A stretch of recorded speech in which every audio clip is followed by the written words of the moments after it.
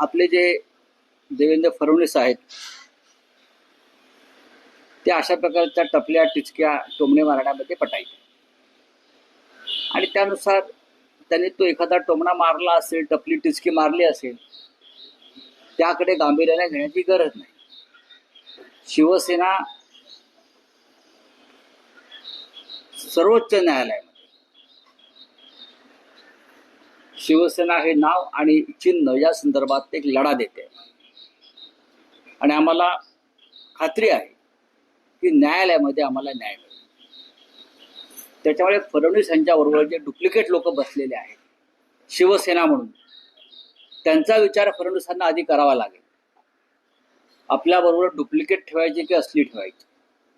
सध्या तरी त्यांचा सगळा कारभार डुप्लिकेट लोकांना घेऊन चाललेला आहे. मग डुप्लिकेट राष्ट्रवादी काँग्रेस, डुप्लिकेट शिवसेना.